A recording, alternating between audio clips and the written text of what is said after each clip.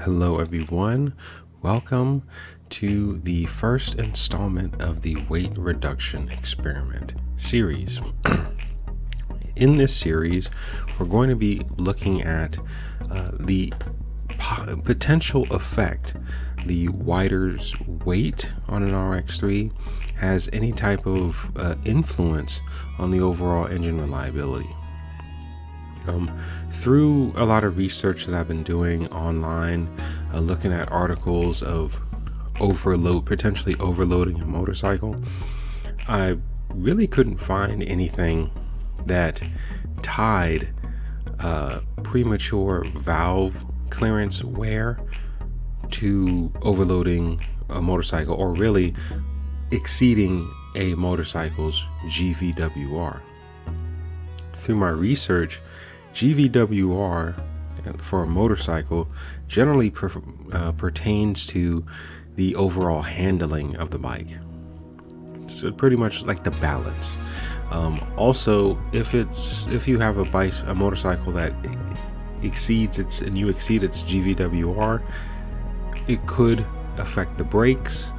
It could affect your suspension. It could affect your tires for sure, and in extreme cases it can definitely affect your clutch. And in those extreme cases, these are generally, those pictures you see from third world countries where 5, 6, 7 people are loaded up on a little 125 scooter, that type of thing. All right, so again, through research, I just couldn't find anything that could tie going over a motorcycle's GVWR by 50, 60 pounds or so, even up to 100 pounds, depending on the bike. Still couldn't find anything that was conclusive that it had a direct effect on valve clearance durability. However, nonetheless, we're still running this experiment because pretty much the only factor that has been consistent between both of the engines that were put into this motorcycle was the rider and the riding style. The only two differences really was the valve clearance gap at which it was adjusted at, and it's pretty consistent. One was adjusted at 0.06 millimeters, the other at 0.76 millimeters. The 0.76 millimeters, which is the current engine, so far has double the valve clearance durability as the previous, for obvious reasons. Bigger gap takes a little bit longer for it to shrink up. And if you watched my previous video where we actually go into detail about all the different metrics and all the different statistics between the two different motors, we see exactly how increasing the valve gap clearance with this new engine and how it's been performed overall. We know with both engines, both of them had less than 10% highway miles. The first engine a little bit more than the current engine, although the current engine has a lot more miles on it overall. The actual mileage in itself were basically similar. The first engine had 205 highway miles. This current engine has 198. The mileage is pretty much the same overall. The percentages vary a bit. 7% with the current, 9% with the first one. But because everything is pretty much similar, double valve clearance durability, it's really tied to the valve gap spacing. So pretty much the only other factor that potentially could play a role, I can't really find any research on it, but maybe it does play a role. And so hopefully the results of this experiment will rule out the last pertaining factor that potentially could have an effect on valve clearance durability. And if it truly does, well, we'll know what the issue is. All right. But aside from that, yeah, first impressions. My first impressions on the overall performance and handling of the bike in its stripped down form. Obviously, as you guys can see right here, right now, maybe a lingering question is in your mind: does it go any faster now? And the question is no, or the answer to that question is no. I'm riding at 7,000 RPMs right now. I'm going the exact same speed I was going when the bike was over 70 pounds heavier. Okay.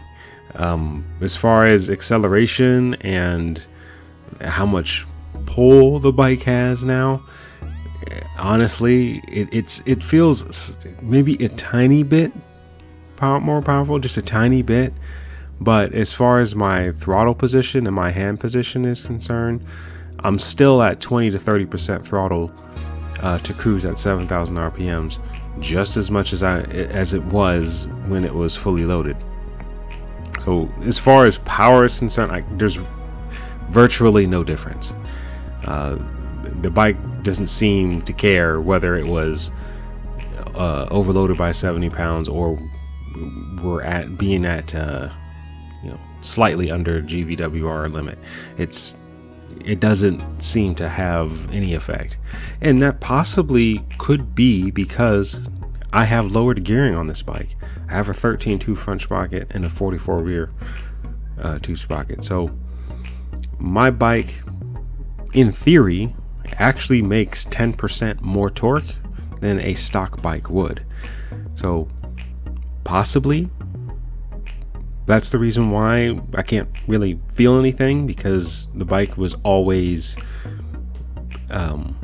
very or more torquey to begin with.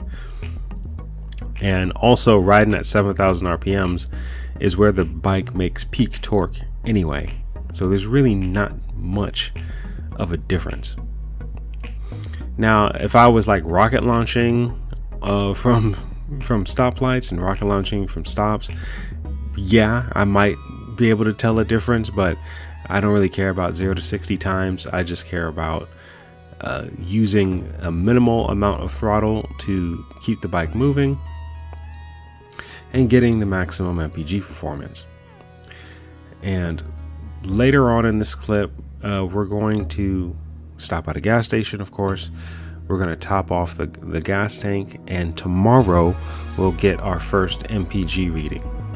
I didn't really count today's MPG because during the valve adjustment, you always lose a little bit of fuel because you have to disconnect the gas tank. So tomorrow we'll get a baseline MPG assessment, but I will say for today's run, it was pretty good.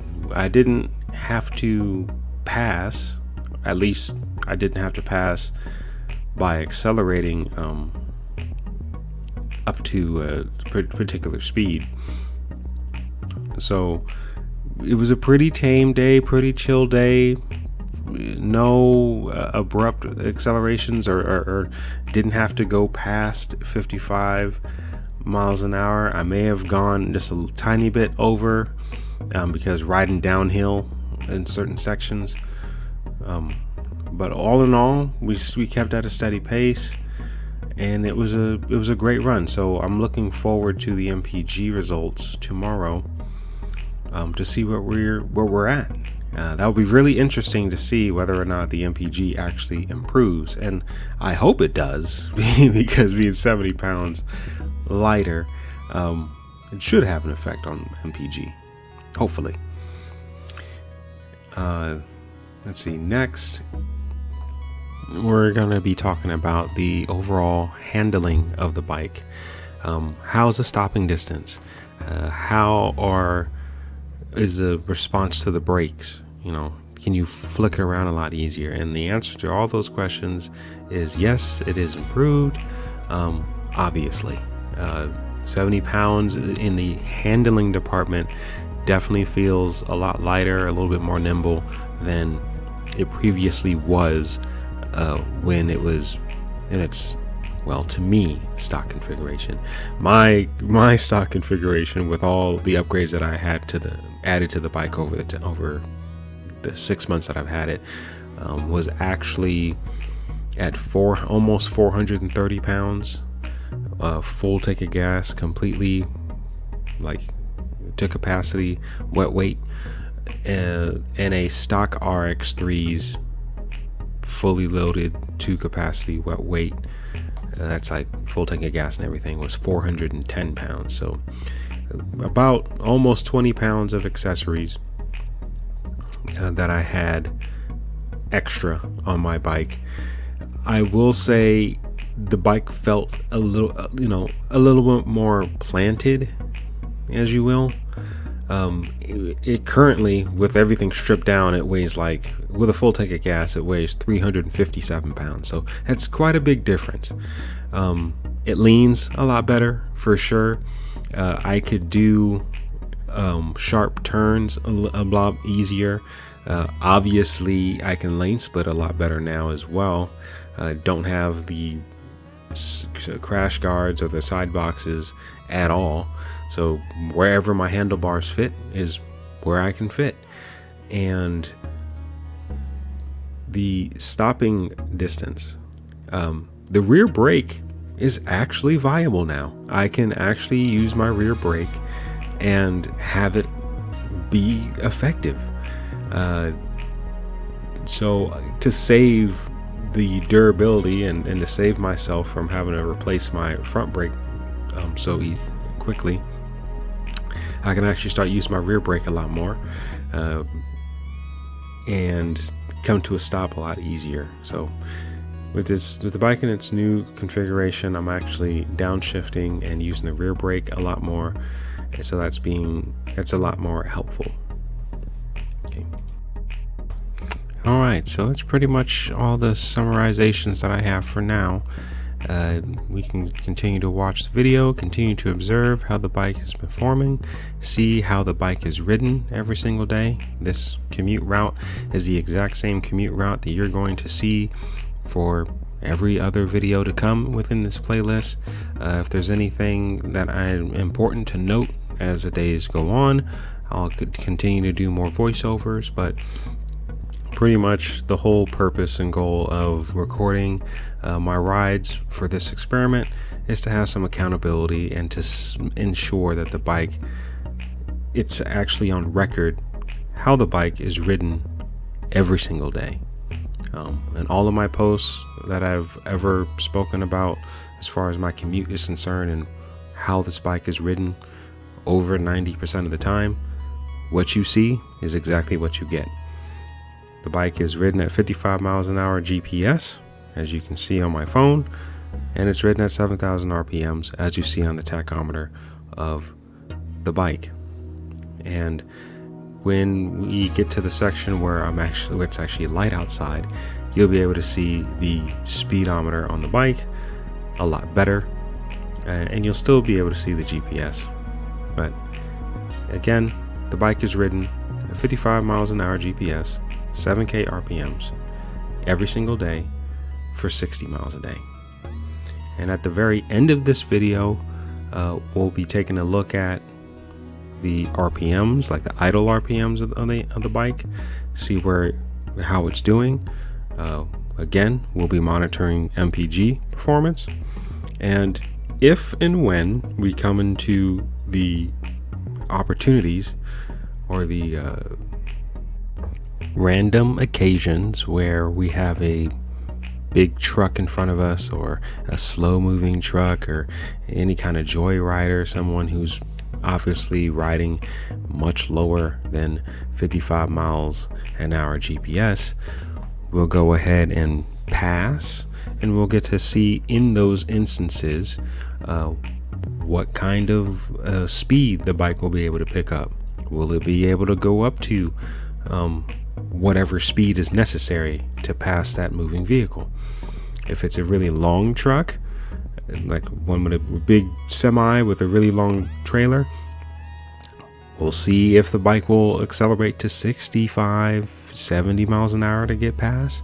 If it's a small truck, probably get right past them, moving 60, 65. We'll just see. We'll just see how the bike performs. And this is why it's been so important, or why I've been monitoring those different metrics for all of my last posts: MPG performance, idle RPM, and top speed. If there's variances in any of those arenas, it's typically telltale signs that the valves are out of adjustment.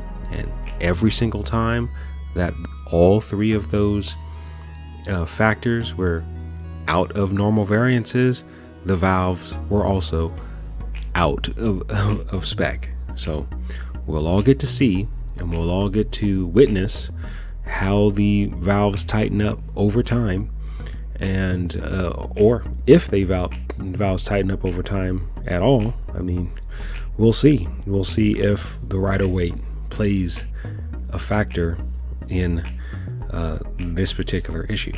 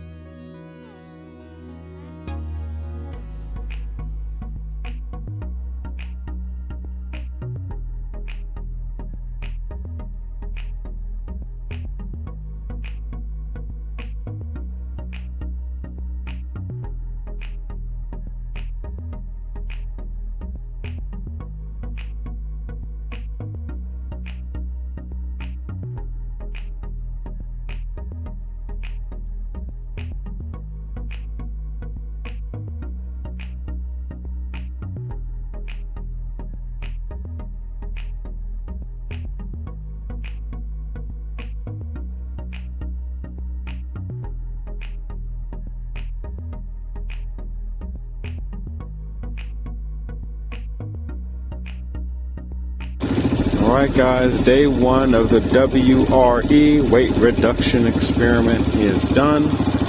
This is where the bike is idling at, just slightly, a little bit, just a tiny bit over 1500, nothing major.